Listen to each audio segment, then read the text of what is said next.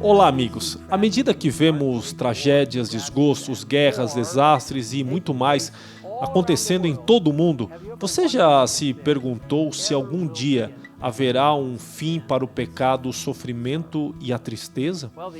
A resposta é um glorioso sim. Um dia, tudo isso vai chegar ao fim para sempre. Mas você pode se perguntar, como isso vai acontecer? Como sabemos pelas Escrituras, Cristo virá novamente a esta terra para levar seus filhos para o céu. Após a segunda vinda, haverá um período de 1000 anos chamado o milênio, no qual todos os crentes vão viver no céu até que Satanás e o pecado sejam destruídos para sempre e a terra seja renovada novamente. Nossa crença fundamental adventista do sétimo dia, número 27, explica assim: o milênio é o reinado de 1000 anos de Cristo com os seus santos no céu, entre a primeira e a segunda ressurreições. Durante esse tempo serão julgados os ímpios mortos. A terra estará completamente desolada, sem habitantes humanos com vida, mas ocupada por Satanás e seus anjos. No fim desse período, Cristo com seus santos e a cidade santa descerão do céu à terra. Os ímpios mortos serão então ressuscitados e com Satanás e seus anjos cercarão a cidade, mas fogo de Deus os consumirá e purificará a terra. O universo ficará assim eternamente livre do pecado e dos pecadores. O livro de Apocalipse nos dá uma descrição clara de como esse período de 1000 anos vai se desenrolar. Então, vi descer do céu um anjo. Tinha na mão a chave do abismo e uma grande corrente. Ele segurou o dragão, a antiga serpente, que é o diabo, Satanás, e o prendeu por 1000 anos.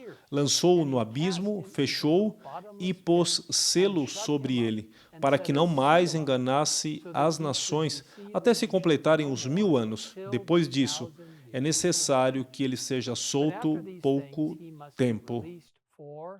Este período de 1000 anos ocorre entre a primeira e a segunda ressurreição, a ressurreição dos justos e a ressurreição dos ímpios. Começa com Satanás sendo trancado em um abismo, junto com todos os anjos que escolheram segui-lo.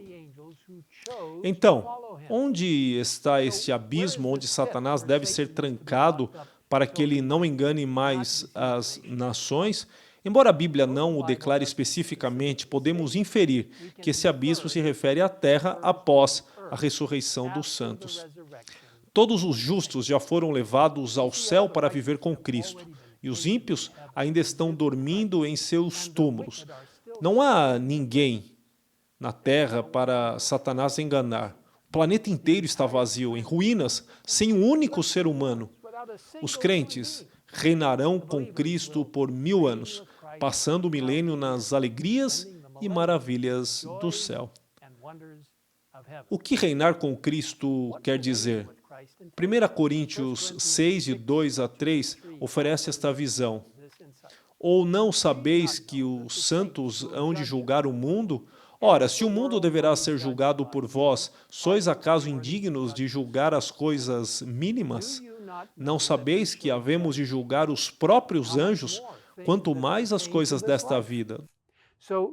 Durante o milênio, teremos permissão para examinar os registros que Deus tem mantido desde o início da Terra.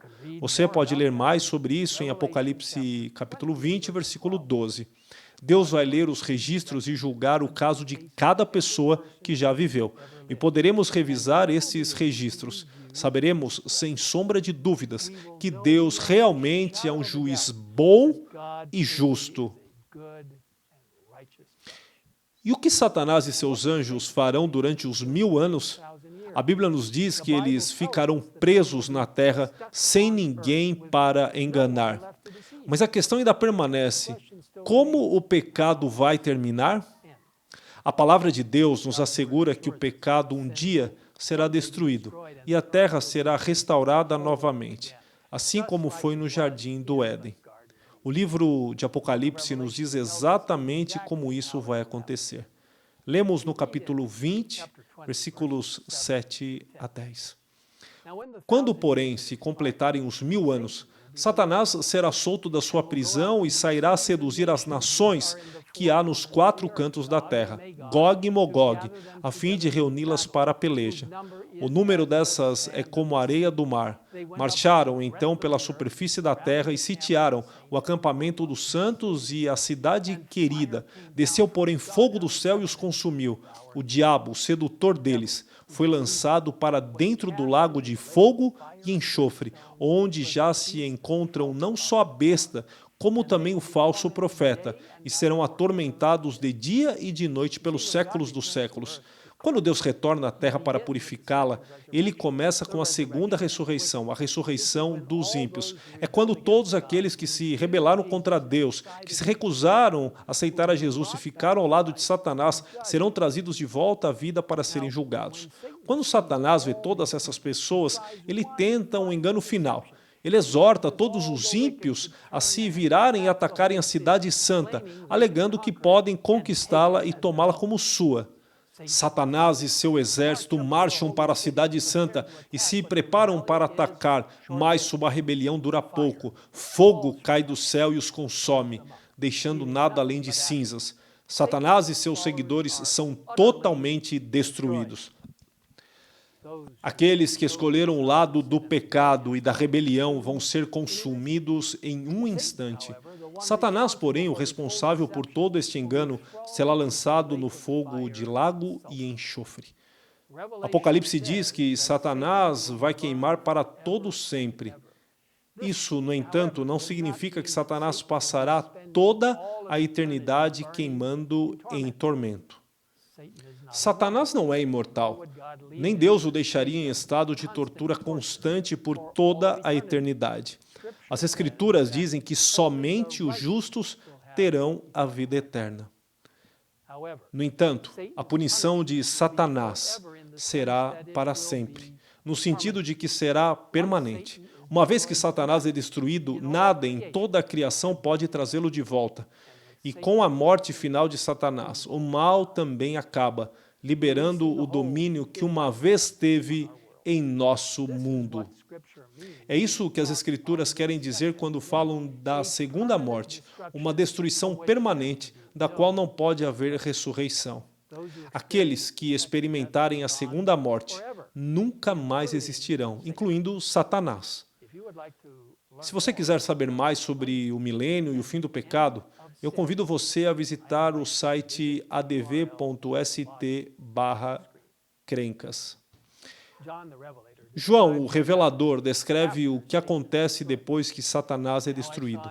Vi novo céu e nova terra, pois o primeiro céu e a primeira terra passaram, e o mar já não existe. Vi também a cidade santa, a nova Jerusalém, que descia do céu da parte de Deus, ataviada como noiva adornada para o seu esposo. Então ouvi grande voz vinda do trono dizendo: Eis o tabernáculo de Deus com os homens. Deus habitará com eles. Eles serão povos de Deus, e Deus mesmo estará com eles. E lhes enxugará dos olhos toda lágrima, e a morte já não existirá. Já não haverá luto, nem pranto, nem dor, porque as primeiras coisas passaram. E aquele que está sentado no trono disse: Eis que faço novas todas as coisas. E acrescentou: Escreve, porque estas palavras são fiéis e verdadeiras. Esta pode ser a passagem mais bonita de toda a Escritura. Ela contém a promessa final de Jesus, de que um dia ele voltará e fará com que tudo seja perfeito novamente. Todas as feridas serão curadas, todas as perdas serão restauradas. Seremos seu povo, como sempre fomos destinados a ser, vivendo em alegria e paz com ele por toda a eternidade. Que dia glorioso será esse! Ao considerarmos as coisas maravilhosas que Deus tem reservado para nós, convido você a orar comigo agora mesmo. Pai nosso que estás nos céus, obrigado por revelares para nós, no livro do Apocalipse e em outras partes, o plano maravilhoso que criaste para restaurar esta terra, onde haverá completa harmonia e paz, graças ao sangue de Cristo Jesus e ao poder de Deus. Obrigado pelo privilégio que teremos de viver contigo por toda a eternidade, sem nunca mais temer as tentações e as crueldades de Satanás. Obrigado pela promessa de destruir o pecado para sempre. Agora, confiamos nossas vidas em tuas mãos, pelo poderoso nome de nosso Senhor e Salvador Jesus Cristo. Amém. Lord and Savior Jesus Christ. Amen.